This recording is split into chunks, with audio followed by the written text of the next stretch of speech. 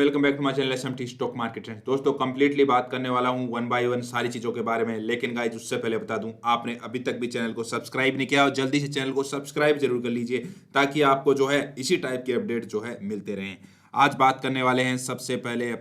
आज अपन डिस्कस करने वाले हैं अडानी पावर के स्टॉक के बारे में। बात करेंगे कहाँ पे जो है स्टॉक के अंदर सपोर्ट ले सकता है। आज भी अगर इंट्राडे के अंदर मैं बात करूं तो स्टॉक ने लोअर सर्किट पे यहाँ पे क्लोज होता हुआ दिखा। अपन बात करेंगे इसके टेक्निकल्स की, इसके ऊपर बात करेंगे, डिस्कस करेंगे कि कहाँ पे जो है स्टॉक सपोर्ट ले सकता है। उसके बाद में मैं ये भी बताऊंगा आपको कि जो स्टॉक है उससे रिलेटेड क्या न्यूज़ यहाँ पे निकल के आ रही है। और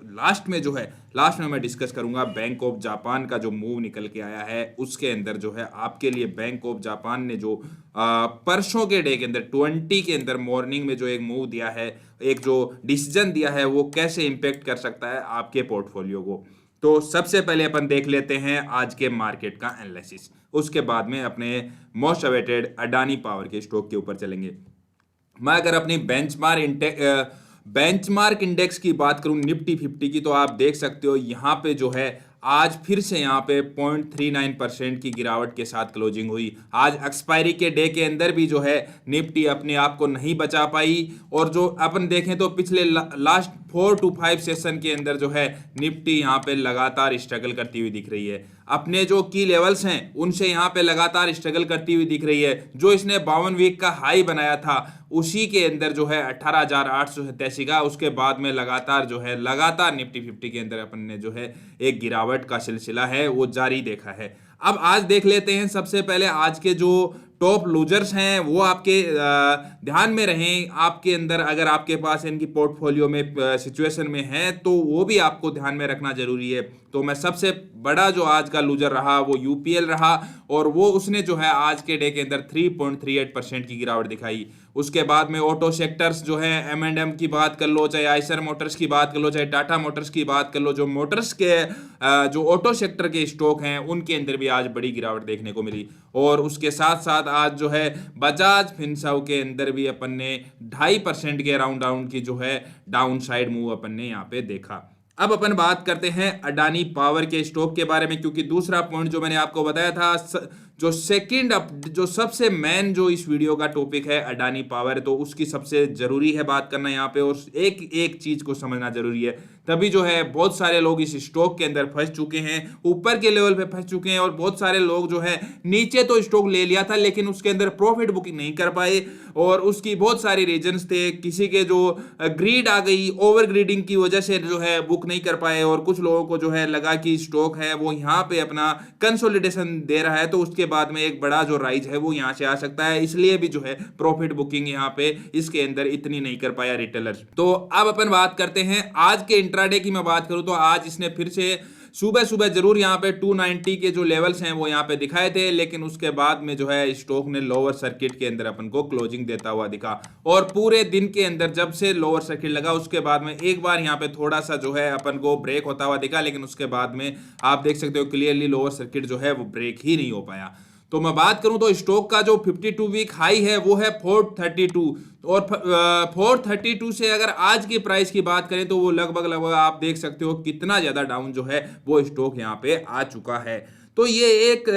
बहुत बड़ा करेक्शन जो है अडानी के स्टॉक के अंदर आया है पिछले 4 to 5 सेशंस के अंदर, और उसमें स्पेशली अडानी पावर का जो नाम है वो यहाँ पे सबसे आगे है। मैं आपको बात करूं तो अडानी पावर के स्टॉक के अंदर ये जो है ये चार्ट लेके आया हूं, इससे आपको समझाने की कोशिश करूंगा कि आने वाले टाइम में जो है क्या लेवल आपके लिए रह सकते हैं, इंपॉर्टेंट लेवल जो है वो यहाँ पे रह सकते हैं। आपको याद होगा जो पिछली बार मैं अडानी पावर के ऊपर जो वीडियो लेके आया था, गुजरात इलेक्शन के रिजल्ट आने वाले थे उससे पहले, तो मैंने उसके अंदर आपको क्लियरली बोला था कि स्टॉक है वो यहाँ पे मजबूत है, लेकिन यहाँ पे जो चार्ट है वो यहाँ पे इसके अंदर बियरिशनेस दिखा रहा है, तो आप थोड़ा प्रॉफिट बुकिंग के लिए जा सकते हो। मैं यहाँ पे आई बटन पे उसका लिंक जो है वो यहाँ पे दे दूंगा, आप उसको जाके देख सकते हो, और उससे आपको समझ में आ जाएगा कि क्या जो है लेवल अपने कितने एक्यूरेट यहाँ पे जाते हैं। गाइज उसके बाद में अगर आपको मेरे वीडियोज और मेरे एनालिसिस अच्छे लगते हैं, उस आगे बढ़ूं वीडियो में उससे पहले आपको बता दूं कि मेरे वीडियो के एनालिसिस आपको अच्छे लगते हैं तो इस चैनल को सब्सक्राइब करना बिल्कुल ना भूले, क्योंकि आप बहुत बार जो है अपडेट मिस कर देते हो, जैसे कि मेरा लास्ट वाला अपडेट। इस टाइप के अपडेट आप मिस कर देते हो और उसके बाद में स्टॉक्स के अंदर जो है आप फंसते हुए नजर आते हो। अब बात करूं तो स्टॉक के अंदर अपन ने उसके बाद में उन लेवल्स के बाद में गुजरात इलेक्शंस के अंदर एक जो है इसके अंदर थोड़ा सा वोलेटिलिटी दिखी, उसके बाद में लगातार स्टॉक है वो यहाँ पे फिर से जो है बियरनेस के अंदर गिर चुका है। और ये जो लेवल्स मैंने पिछली बार आपको ड्रॉ किए थे, इन लेवल को जैसे ही स्टॉक ने ब्रेक किया यहाँ पे, उसके बाद में आप देख सकते हो ये जो है ये लास्ट के जो 4 सेशन है, 4 to 5 सेशन, उनके अंदर सबसे ज्यादा इसके अंदर जो बड़ी गिरावट है वो यहाँ पे देखने को मिली है। अब जो सबसे बड़ा इसके लिए जो सपोर्ट का काम कर सकता है, जो लेवल इसके लिए सपोर्ट का काम कर सकते हैं, वो है यहाँ पे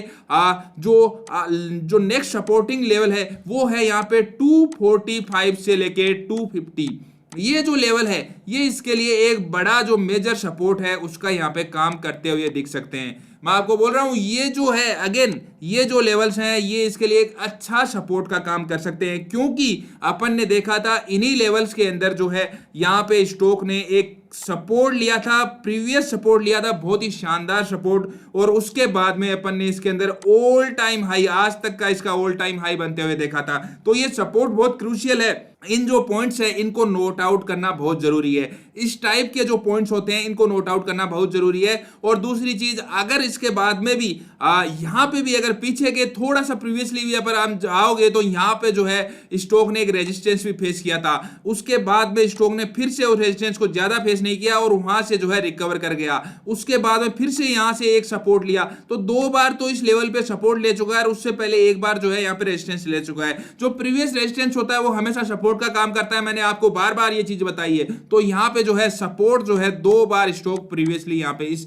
रेंज के अंदर ले चुका है। तो 245 से लेके 250 का जो सपोर्ट है वो इसके अंदर बहुत शानदार यहाँ पे काम करता हुआ दिख सकता है। दूसरी न्यूज, एक न्यूज और निकल के आई है अडानी पावर के अंदर, उसकी भी बात कर लेते हैं। तो वो न्यूज ये है कि Adani power, Varun beverage, ABB ripe for Nifty 50 inclusion. मैं आपको बता दूं नेक्स्ट 50 इंक्लूजन होता है, उसके अंदर वो कंपनी जाती है जो आगे जाके निफ्टी 50 के अंदर भी आ सकती है। देखो ये निफ्टी 50 हो गई, उसके नीचे जो कंपनीज रहती हैं लास्ट नेक्स्ट 50 वो होती है निफ्टी नेक्स्ट 50, निफ्टी नेक्स्ट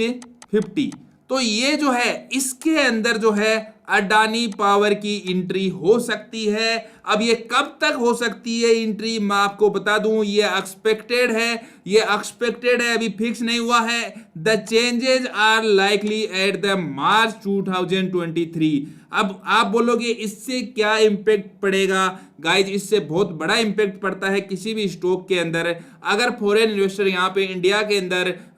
किसी को बिल्कुल नहीं पता है कि डेवलपिंग कंट्री, उसको लगता है कि इंडिया है उसका फ्यूचर आगे आने वाले टाइम में अच्छा रहने वाला है, तो वो सॉर्ट आउट करता है कंपनीज को, निफ्टी के अंदर देखता है, निफ्टी 50 में जो टॉप कंपनीज है वो देखता है, फिर निफ्टी नेक्स्ट 50 देखता है, उसके बाद में स्मॉल कैप के अंदर जो अच्छी परफॉर्म कर रही है वो देखता है। जो इंडेक्स होती है वो उनकी बहुत हेल्प कर देती है कंपनियों को छांटने के अंदर, फंड को डालने के लिए। तो यहाँ पे इसके अंदर आते ही जो है इस स्टॉक के लिए हो सकता है एक पॉजिटिव जो न्यूज है, एक पॉजिटिव मूव है वो यहाँ पे देता हुआ दिखे। आप समझ गए होंगे इसकी थ्योरी को। निफ्टी नेक्स्ट 50 के अंदर जो है अडानी पावर यहाँ पे मार्च 2023 तक जो है एक्सपेक्टेड है कि इसके अंदर आ सकती है। उसके बाद में अपन जो थर्ड पॉइंट मैंने बताया था आज अपन डिस्कस करने वाले बैंक ऑफ जापान का जो मूव है, जो हॉकिश मूव है, जो क्रेजी मूव यहाँ पे लिया है उसके बारे में। और ये मूव है ये आप सभी को समझना जरूरी है, क्योंकि इसके अंदर आपके पोर्टफोलियो पे बहुत बड़ा इंपैक्ट जो है आने वाले टाइम में, मैं आपको दोबारा बोल रहा हूं, आपके पोर्टफोलियो पे बहुत बड़ा इंपैक्ट जो है ये दे सकता है। देखो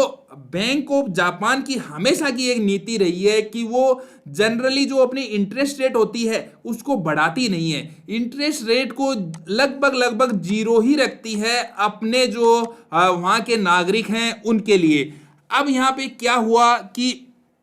जो जापानीज नागरिक हैं, जापानीज इन्वेस्टर्स हैं, उन्होंने जो पैसा है, जो जापानीज इन्वेस्टर्स हैं उन्होंने यहाँ पे पैसा डाल दिया, कहाँ पे? डेवलपिंग कंट्रीज के अंदर डाल दिया,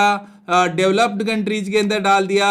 अमेरिका के अंदर जो आप देखोगे बॉन्ड यील्ड्स हैं उनके अंदर जो है सबसे ज्यादा पैसा 70 टू एक एस्टिमेट है 70 टू 80% तक जो पैसा है वो यहाँ पे जापानीज का है। तो अब आपको ये समझना पड़ेगा कि जापान के अंदर यह हालत हो गई है कि इन्फ्लेशन पूरी दुनिया में तो इन्फ्लेशन महंगाई जो है वो यहाँ पे बढ़ रही है और जापान में इन्फ्लेशन ही नहीं है। तो बैंक ऑफ जापान को लगा कि यहाँ पे तो जो पैसा है वो यहाँ पे है ही नहीं, सारा पैसा क्या है दूसरी कंट्रीज के अंदर यहाँ पे जा रहा है। तो बैंक ऑफ जापान ने यह डिसीजन लिया कि जो ट्रेजरी जो वहां की यील्ड है उसको जो है 0% पे रखती थी, उसके अंदर फ्लैक्चुएशन की बिल्कुल चाह नहीं देती थी, उसको 0.5 का जो है यहाँ पे रिलैक्सेशन दे दिया है। उससे क्या होगा कि जो इंटरेस्ट है वो यहाँ पे थोड़ा यहाँ पे इंक्रीज हो जाएगा और उससे जो है वहां का जो दूसरी कंट्रीज के अंदर जहां पे नेगेटिव रिटर्न आ रहे हैं, बिल्कुल रिटर्न नहीं आ रहे हैं, जैसे यूएस की ट्रेजरी यील्ड और उस टाइप से जो वहां की जो कंट्रीज से पैसा है धीरे धीरे जापान के अंदर